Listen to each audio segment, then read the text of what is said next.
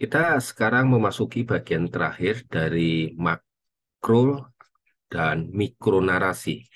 Di bagian ini kita akan coba melihat bagaimana dan menguji sebuah kesaksian, sebuah pengalaman di dalam kehidupan kita pada saat mendengar atau bernarasi di dalam sebuah khotbah. Di bagian ini ada 3 hal yang perlu kita selidiki. Apakah khotbah kita ini berakar pada makro narasi kitab suci atau mikro narasi sebuah pengalaman kehidupan? Di dalam bagian yang pertama ini kita harus tahu 3 ujian utama bagi seorang pengkhotbah. Yang pertama, apakah khotbah kita ini berpusat kepada teks, pada kitab suci, Alkitab, ataukah puncaknya, fokusnya, atau pusatnya itu terletak pada unsur cerita. Tentu kita harus melihat bahwa makro narasi itu yang utama, yang menjadi fokus kita di dalam kita menggunakan khotbah yang ada.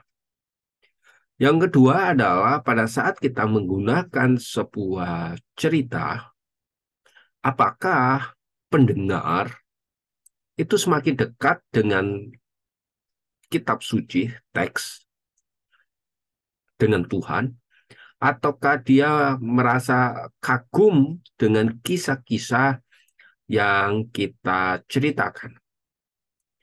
Dengan melihat 2 unsur ini saja, hidup kita sebagai seorang pengkhotbah sudah menemukan bagian yang utama dalam sebuah khotbah.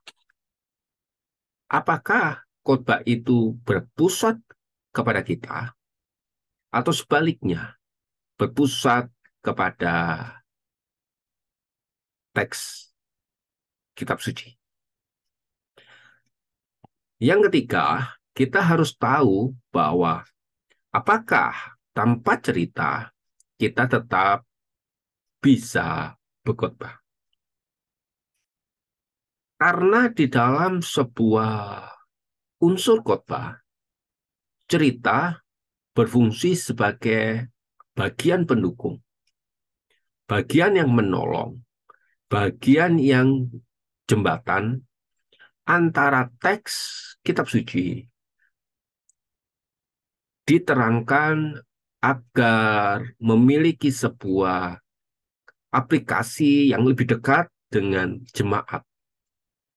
Dan jemaat menyadari akan kebenaran itu di tengah-tengah kehidupan seorang pengkhotbah atau kehidupan masa kini. Teman-teman hamba Tuhan, 3 hal ini harus kita tanyakan di dalam hidup kita. Memang cerita memiliki peranan. Memang cerita memiliki keunggulan. Memang cerita sangat membantu di dalamnya. Tetapi apakah cerita itu menjadi pusat? Apakah cerita membawa mereka dekat dengan Tuhan, dekat dengan Sang Pencipta? Ataukah kita mengatakan kalau kita tidak berkhotbah, maka menggunakan cerita, maka khotbah itu tidak bisa.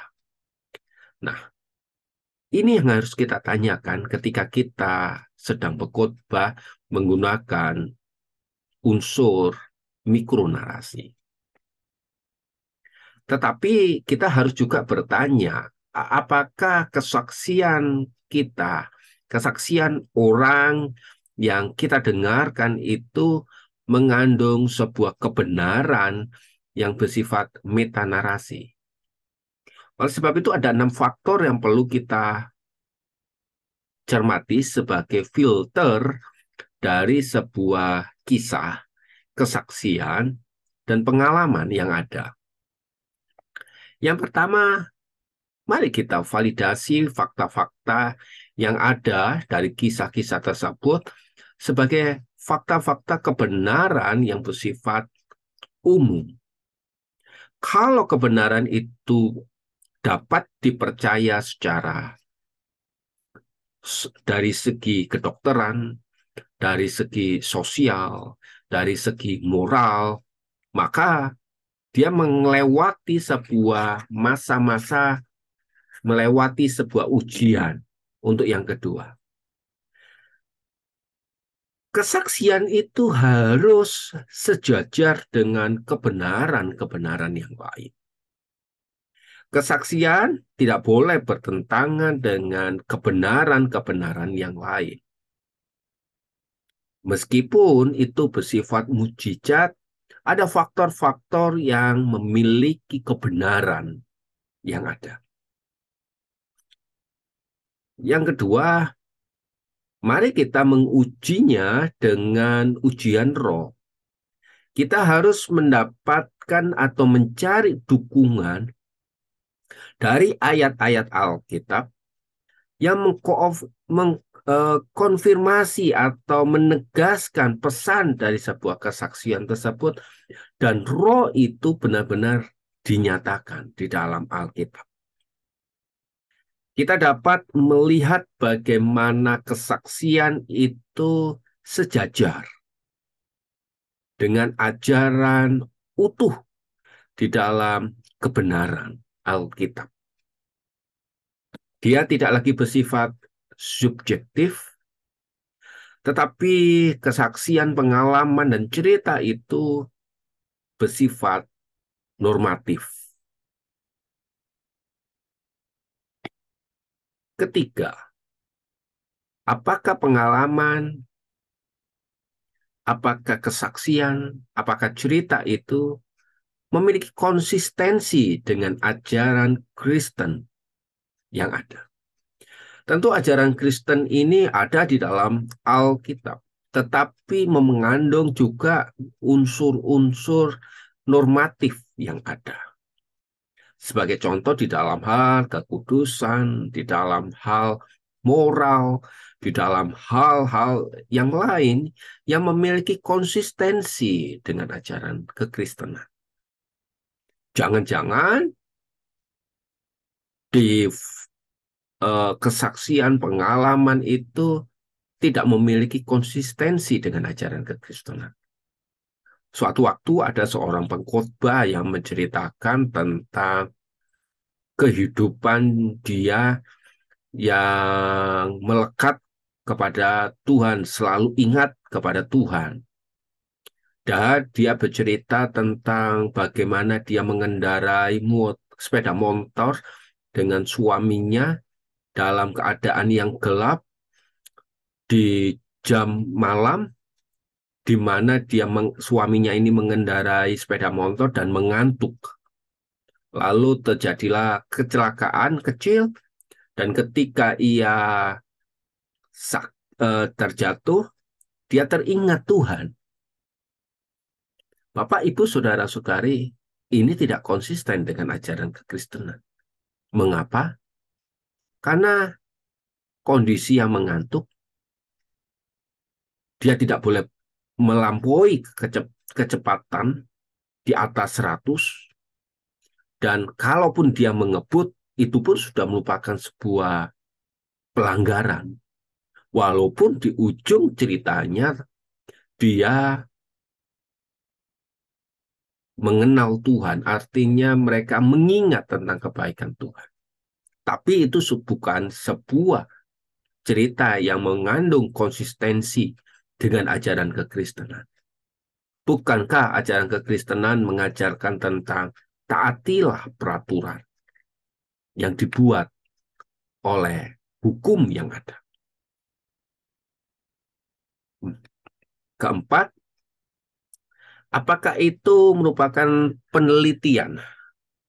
Kalau kita meneliti sebuah kesaksian, sebuah pengalaman yang ada, penelitian itu benar-benar memiliki nilai yang dapat dipertanggungjawabkan. Tentu hal ini memiliki hubungan yang sangat dekat dengan bagian yang pertama tadi.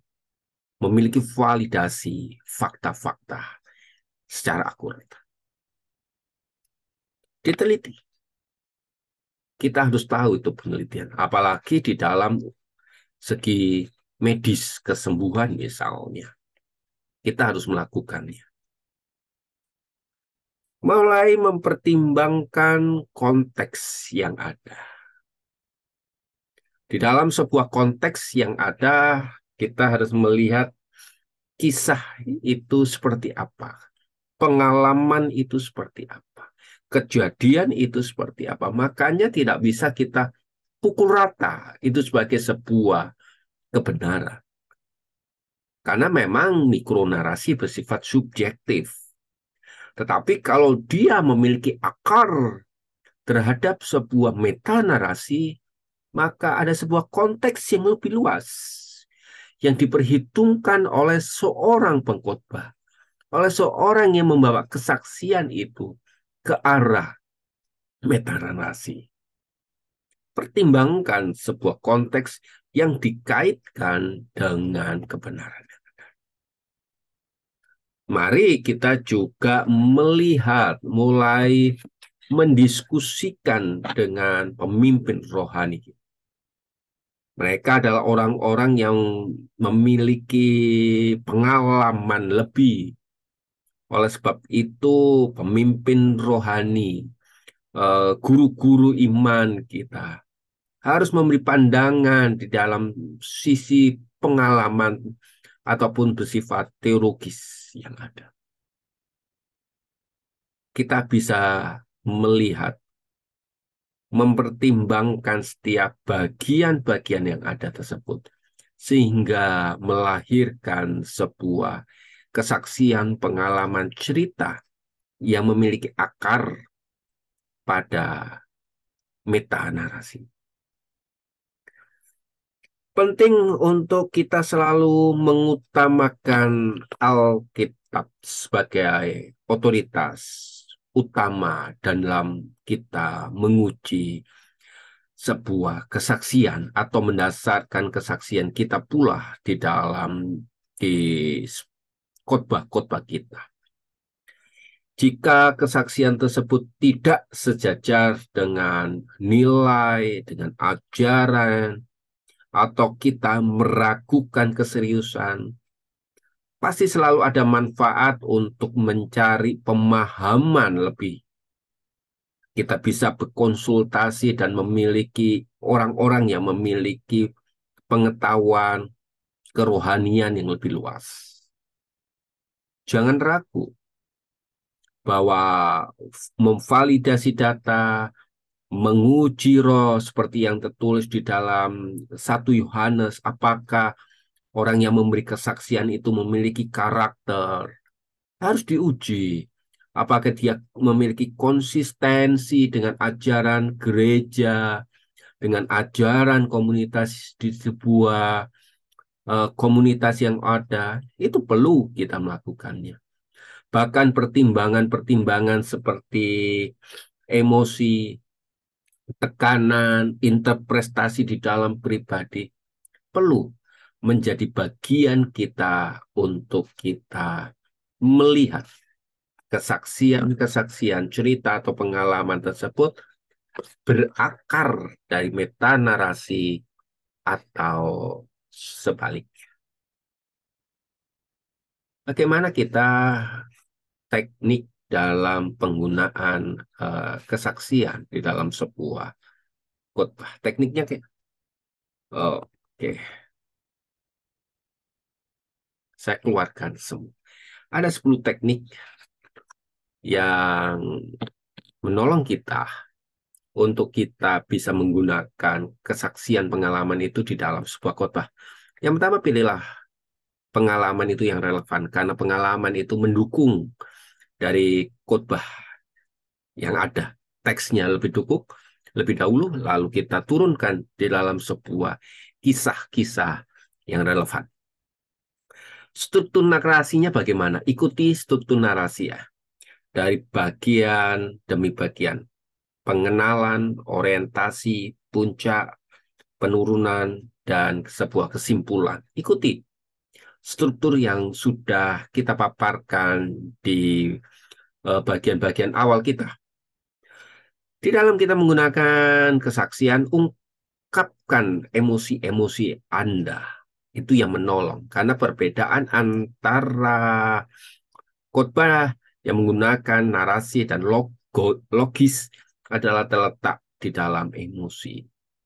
Deskripsikan hal-hal yang detail. Jangan langsung masuk di dalam kisahnya, tetapi ada bagian prolognya yang akan membantu orang membuka sebuah gambaran bagian yang lebih luas. Suasana hati, suasana, setting kejadian, itu akan menolong bagaimana orang memahami ceritanya. Cerita itu puncaknya adalah mengalami transformasi. Fokus buat pada sebuah transformasi. Pertimbangkan audiens. Dengan kita mempertimbangkan audiens, kita bisa menggunakan bahasa yang lebih kuat atau bahasa daerah yang menekankan unsur emosi yang ada. Jaga durasi, tidak terlalu panjang sekali, tapi tidak terlalu pendek sekali. Sehingga orang, jemaat, mulai meragukan, mulai bingung, mulai apakah kisah ini letaknya di mana, puncaknya di mana. Maka harus dijaga sebuah durasinya. Pesan moral, pesan ajaran, kesimpulan, itu pun harus kita sisipkan di bagian-bagian akhir. Jangan kita lupakan sisipannya, kesimpulannya apa, dan tentu yang bagian terakhir ini adalah latihan. Kita perlu melatih emosi, melatih bagaimana membuat kisah. Kita harus melatih bagaimana berekspresi, melatih bagaimana kita berucap, melatih bagaimana kita menggunakan bahasa-bahasa yang lebih mempunyai sebuah kandungan yang tajam terhadap sebuah kisah yang kita ceritakan. Contoh-contoh kisah ada di dalam bagian-bagian video yang saya sisipkan secara terpisah. Itu akan menolong kita untuk melihat bagaimana kisah itu menjadi sebuah kisah yang menarik. Khotbah unsur mikronarasi dan makronarasi telah selesai. Saya berharap ini bisa menolong kita semua untuk melihat relevansi khotbah dalam teks itu menjadi sebuah lebih dekat, lebih praktis, tetapi dia juga mengandung nilai secara global, yaitu metanarasi. Saya berdoa via video ini menjadi kekuatan bagi jemaat yang ada untuk bisa melihat rencana Allah yang begitu besar, begitu ajaib di tengah-tengah pelayanan kita, di tengah-tengah pergumulan jemaat yang ada, supaya mereka juga melihat bagaimana Allah itu bekerja di dalam hidup ini dan menjadikan khotbah itu real atas hidup kita di dalam pelayanan ini. Tuhan Yesus memberkati kita. Semua bahan bisa Anda download secara cuma-cuma dan bagikan ini juga kepada rekan-rekan hamba Tuhan. Dan saya sekali lagi mengharapkan video ini hanya menolong membuka pola pikir kita.